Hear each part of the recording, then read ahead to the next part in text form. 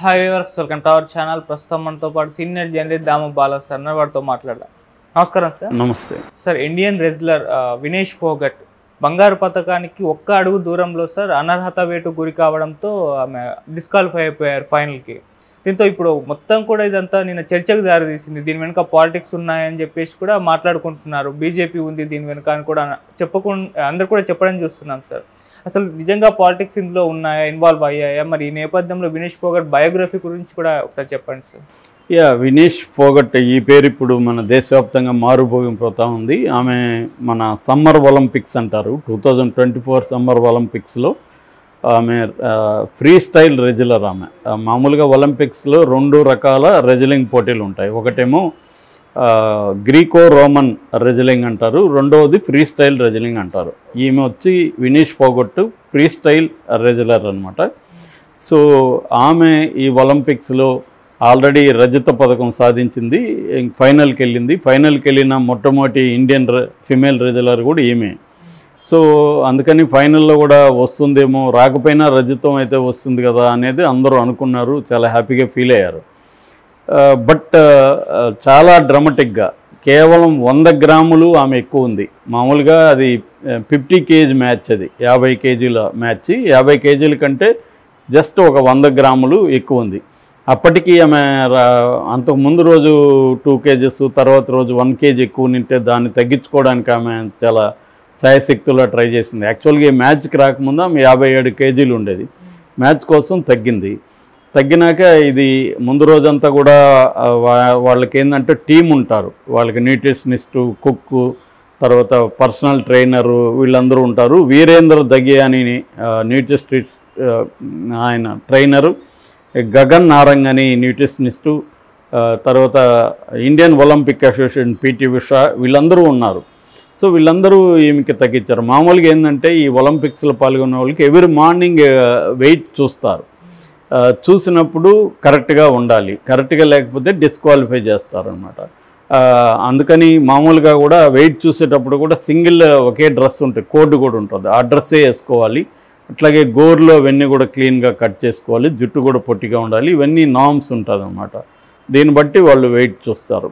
So ఈమె ముందు రోజు కొంత వెయిట్ లాస్ కోసం ఈ మన దీంట్లో నుంచి వెయిన్స్లో నుంచి బ్లడ్ కూడా కొంత తీశారని, హెయిర్ కట్ చేసుకున్నారని ఇవన్నీ చెబుతున్నారు.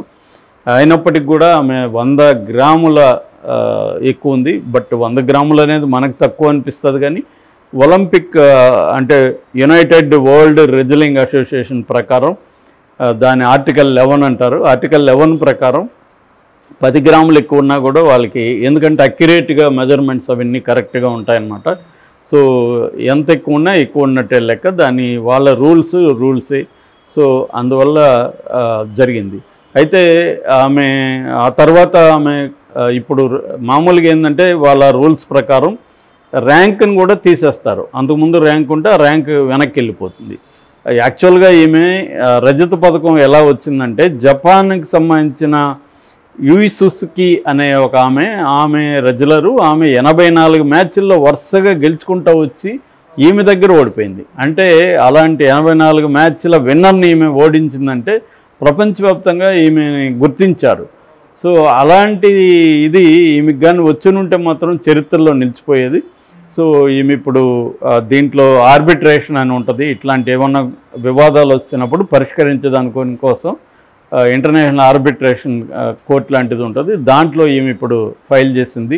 ఎందుకంటే తాను రజతాన్ని క్వాలిఫై అవ్వాలి, యాక్చువల్గా దాన్ని కూడా ఇవ్వకపోవడం కరెక్ట్ కాదని. అది తేలితే మాత్రం ఈమెకి రజతం అయితే వచ్చే అవకాశం ఉంది. మరి ఈ వైపు చెప్తారా లేదనేది చూడాలి. అయితే ఈమె బయోగ్రఫీ చెప్పుకొని నేను కాంట్రవర్సీ తర్వాత లాస్ట్లో చెప్తాను. బయోగ్రఫీ చాలా ఇంట్రెస్టింగ్ బయోగ్రఫీ ఈమెది. యాక్చువల్గా వీళ్ళ నాన్న పేరు రాజ్పాల్ ఫోగట్, వీళ్ళది హర్యానాలో భవానీ అనే జిల్లా, భివానీ జిల్లాలో బలాలి అనే ఒక ఊర్లో వీళ్ళ నాన్న, వీళ్ళ తాత, వీళ్ళ మొత్తం ఫ్యామిలీస్ అందరూ కూడా రెజ్లర్స్ వాళ్ళు. సో కుస్తీ పోటీలు ట్రెడిషనల్గా వాళ్ళు రెజ్లింగ్ ఫ్యామిలీస్ అనమాట. అయితే వీళ్ళకి వచ్చేసరికి అందరూ అమ్మాయిలు పుట్టారు. వీళ్ళ నాన్నకి 2 కూతుర్లు అనమాట, ప్రియాంక, వినీష్.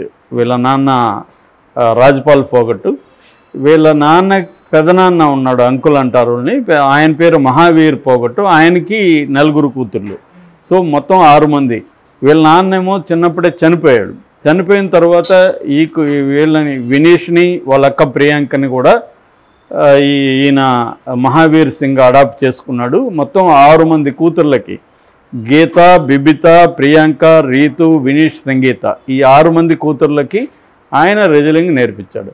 అయితే ఆ రెజ్లింగ్ నేర్పించడంలో చిన్నప్పుడు వాళ్ళ ఊరంతా కూడా యాంటీ అయిపోయింది. ఎందుకంటే వాళ్ళ కమ్యూనిటీలో ఆడపిల్లలకి ఇలాగ నేర్పించడం అనేది పర్మిట్ కాదనమాట. అందుకని వాళ్ళందరూ తీవ్రంగా వ్యతిరేకిస్తే వీళ్ళ నాన్న తర్వాత వీళ్ళ మహావీర్ సింగ్ వీళ్ళిద్దరూ గట్టిగా నిలబడి నా కూతుర్లకి, నా కూతుర్లైనా కొడుకులైనా ఒకరే నాకు అని చెప్పి వాళ్ళు గట్టిగా నిలబడి చేశారు. ఇదంతా మనకు ఫెమిలియర్, ఎందుకంటే ఇదంతా కూడా అమెరికన్ సినిమాలో వచ్చింది. అమెరికన్ సినిమా కూడా ఈ 6 మందిలో గీతా, బబిత అనే ఇద్దరి లైఫ్ని బేస్ చేసుకొని దంగల్ తీశాడు అమెరికాను కూడా. వీళ్ళ 6 మందిలో గీతా, బబిత అనే అమ్మాయిల జీవితాన్ని తీసుకొని సినిమా తీశాడు. అందుకని మనకు ఆ సినిమా చూసిన వాళ్ళకి వీళ్ళ స్టోరీ తెలిసినట్టే, ఎందుకంటే రియల్ స్టోరీనే అనమాట. అలాగా వీళ్ళందరూ కూడా రకరకాల పథకాలు ఇవన్నీ వచ్చాయి. ఈ అమ్మాయి కూడా అలాగా, ఈ అమ్మాయి యూనివర్సిటీలో, పంజాబ్ యూనివర్సిటీలో సైకాలజీ చదివింది. ఇప్పుడు ఆ యూనివర్సిటీ వాళ్ళు కూడా ఈ అమ్మాయికి 25 లక్షలు అనౌన్స్ చేశారనమాట. మేము గెలిచినట్టే భావిస్తున్నాం, ఆమె రజతం వచ్చినట్టే భావిస్తున్నామని వాళ్ళు అనౌన్స్ కూడా చేశారు. అమ్మాయి సైకాలజీ స్టూడెంటు, చాలా అద్భుతమైన స్ట్రాంగ్ ఉమెన్ అని కూడా వాళ్ళు చెప్పారు. సో అలాగా వీళ్ళందరికీ అవార్డ్స్ వచ్చాయి. వీళ్ళందరూ ఇంటర్నేషనల్గానే పాపులరు. అందులో ఈ అమ్మాయి గురించి ప్రత్యేకంగా చెప్పుకోవాలంటే కామన్వెల్త్ గేమ్స్లో ఈ అమ్మాయి 3 సార్లు గోల్డ్ మెడలిస్ట్ వచ్చింది. ఏషియన్ గేమ్స్లో 1 గోల్డ్ మెడల్ వచ్చింది. ఏషియన్ తర్వాత ఇంకొన్ని గేమ్స్ మొత్తంగా చూసుకుంటే 5 గోల్డ్ పథకాలు ఇప్పటి వరకు సాధించింది.